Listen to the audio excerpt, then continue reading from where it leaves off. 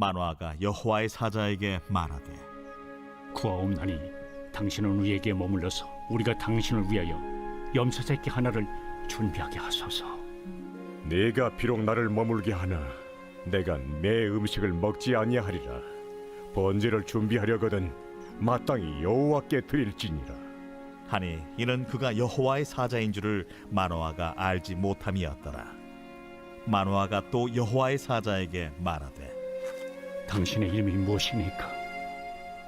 당신의 말씀이 이루어질 때에 우리가 당신을 존귀히 여기리이다.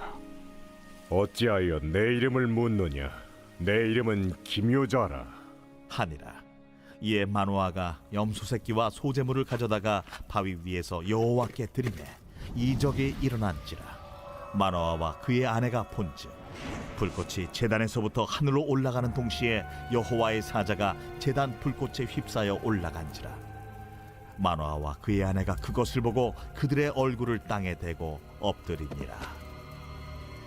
여호와의 사자가 마노아와 그의 아내에게 다시 나타나지 아니하니 마노아가 그제야 그가 여호와의 사자인 줄 알고 그의 아내에게 이르되 우리가 하나님을 보았으니 반드시 죽으리로다. 하니 그의 아내가 그에게 이르되 여호와께서 우리를 죽이려 하셨더라면 우리 손에서 번제와 소제를 받지 아니하셨을 것이요 이 모든 일을 보이지 아니하셨을 것이며 이제 이런 말씀도 우리에게 이르지 아니하셨으리이다 하였더라. 그 여인이 아들을 낳음에 그의 이름을 삼손이라 하니라. 그 아이가 자라매 여호와께서 그에게 복을 주시더니 소라와 에스다올 사이 마하네단에서 여호와의 영이 그를 움직이기 시작하셨더라. 안녕하세요. 9월 3일 시냇가에 심은 나무 함께 성경 묵상하도록 하겠습니다. 오늘 함께 나눌 또 성경 묵상의 본문은 사사기 우리 13장 15절부터 25절까지의 말씀입니다. 오늘 본문은 삼손의 탄생을 알리는 여호와의 사자와 마노아와의 그 대화가 계속적으로 이어지고 있습니다.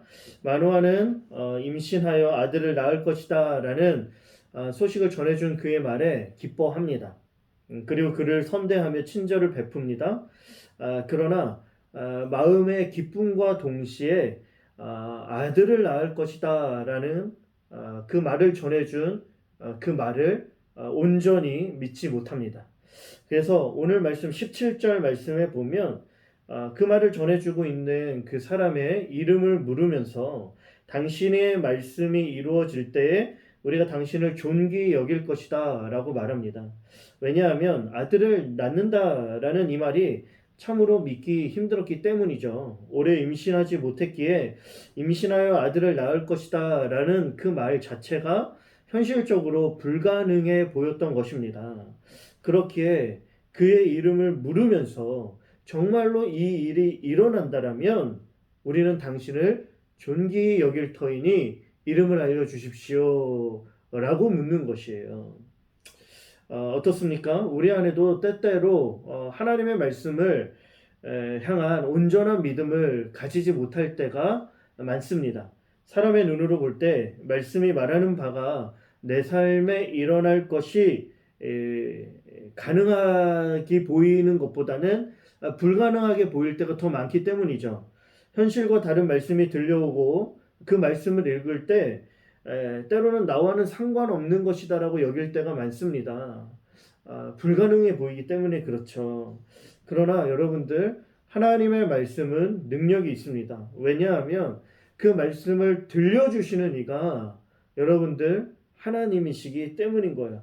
들려주시는 이가 누구인지를 우리가 분명히 안다라면 그 말씀으로 우리에게 약속하시는 이가 누구인지 안다라면 우리는 그 말씀에 대한 그 약속에 대한 믿음이 일어나게 되는 것이죠.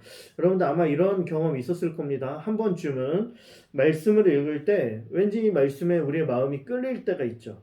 그리고 이 말씀을 읽을 때 가슴이 뜨거워질 때가 있습니다. 계속 그 말씀이 기억날 때가 있어요.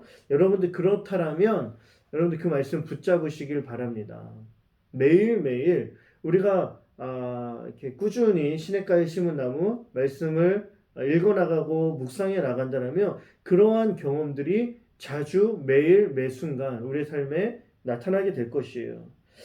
그 말씀을 붙잡고 그 말씀이 말하는 바대로 내 삶에 이루어지기를 우리는 간절히 하나님 앞에 기도해야 하는 것이죠. 말씀을 붙잡고 살아갈 때 진짜 말씀이 성취되어지는 그런 인생을 살 수 있습니다. 오늘 본문에서 제일 중요한 장면이 하나가 나오는데요. 그 장면이 무엇이냐면 마노아와 대화하고 있는 이 여호와의 사자가 그의 이름을 통하여 그가 어느 분이신지를 우리에게 드러내 보이는 장면이 있습니다. 가장 중요한 장면이에요. 마노아는 삼손의 탄생과 그를 어떻게 기를 것인지 알려주고 있는 여호와의 사자를 여호와의 사자라고 처음부터 알았던 것이 아니에요. 그저 인간적인 수준의 선지자다 정도로 알고 있었습니다. 선지자들에게 선대하고 친절을 베푸는 게 일반적이었기 때문에 그를 향하여서 친절과 또 선대하죠. 베풀죠. 그러나 그를 알지 못했습니다. 여호와의 사자인 것을. 16절 말미에 보면 그를 여호와의 사자인 줄도 알지 못했다라고 나오고, 나중에 보면 뒤늦게 여호와의 사자인 줄 알고 두려워하는 모습들도 나옵니다. 여호와의 사자인 줄 몰랐던 것이죠. 그러나 마노아와 그의 아내에게 찾아온 그는 선지자를 뛰어넘는 분이죠. 인간의 수준을 뛰어넘는 분이죠. 그의 이름을 묻는 마노아의 질문에 18절 이렇게 대답을 합니다. 여호와의 사자가 그에게 이르되 어찌하여 내 이름을 묻느냐? 내 이름은 기묘자라 하니라. 여호와의 사자 이름을 묻는 마노아에게 내 이름은 기묘자다 말씀하고 있죠. 무슨 뜻일까요? 기이한 일을 행하는 자다라는 뜻이에요. 영어로는 beyond understanding이죠. 우리의 이해와 또 우리의 수준과 상식의 수준을 뛰어넘는 저 너머에 있는 일을 행하는 이가 바로 기묘자인 것이죠.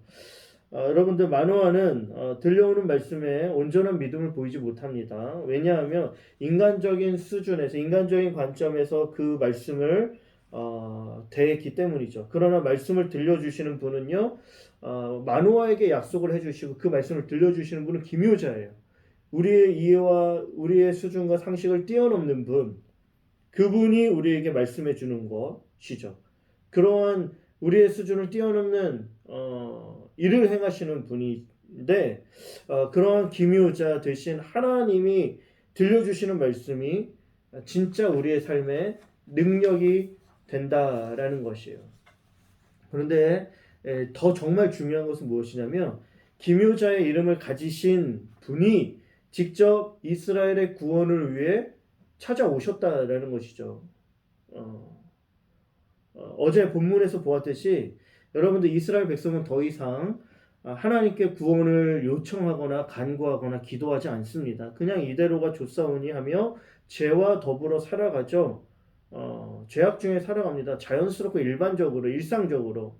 그런데 하나님은 그런 그들을 그냥 내버려 두지 않고 기묘자 되신 하나님께서 직접 오셔서 구원을 선포하고 구원의 내용을 들려주시는 거예요. 구원의 그림자가 되죠. 그림자 되는 삼손의 탄생을 들려주셨던 것이죠. 그리고 이 기묘자는요, 마침내 진짜 진정한 구원자가 되기 위해 우리 가운데 찾아오십니다.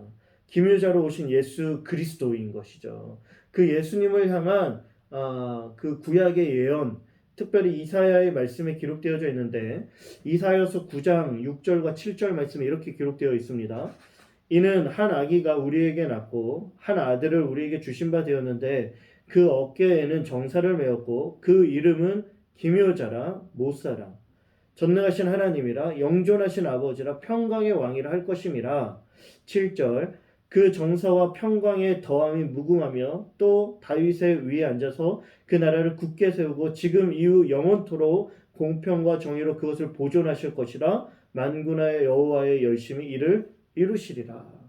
여러분들 한 아기가 태어납니다. 오랜 시간이 지난 후에 이스라엘의 가장 작은 고을 베들레헴의 아이가 태어나죠. 이 아이에 대한 예언은 오래전부터 있었습니다. 이 아이에 대한 예언의 이 아이의 이름을 뭐라고 얘기하냐면 기묘자다라는 거예요.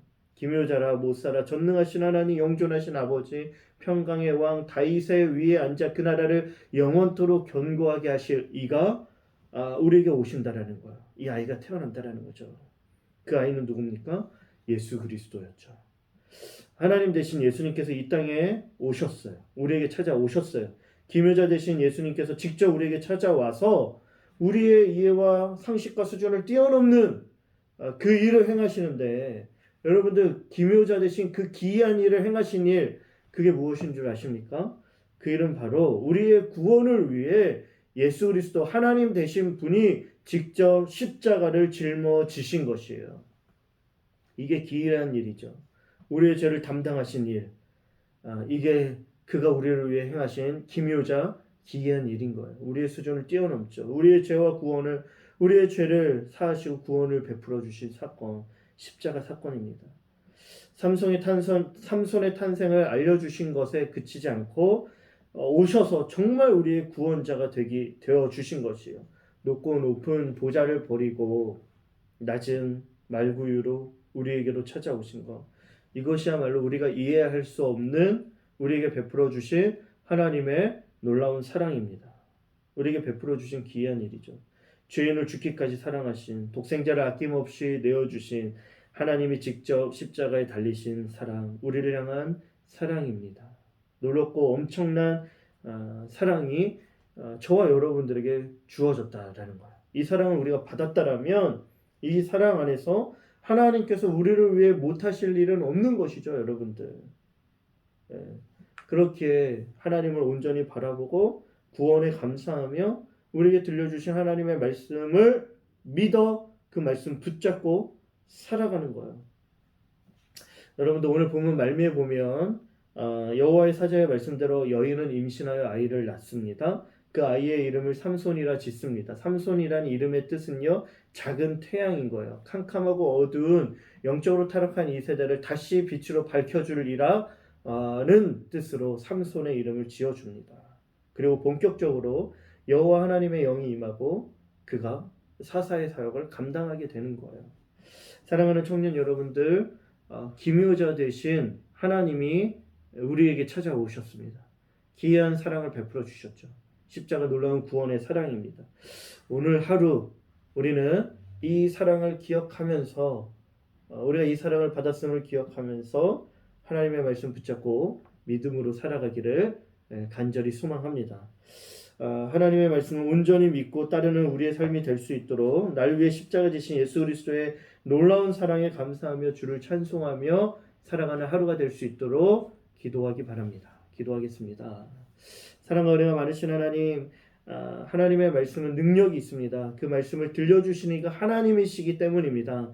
인간적인 수준으로 믿을 수 없는 우리의 현실과 다른 말씀이라 할지라도 하나님 들려주신 하나님의 말씀 붙잡고 살아가게 하여 주시고, 무엇보다도 기묘자 되신 하나님 우리에게 찾아오셔서 십자가 짊어지신 그 베풀어 주신 그 사랑을 감사하며 감격하며 그 기이한 놀라운 사랑에 우리가 구원받았다라는 사실을 기억하면서 주님과 함께 동행하고 주님을 찬송하는 오늘 하루가 될 수 있도록 인도하여 주옵소서.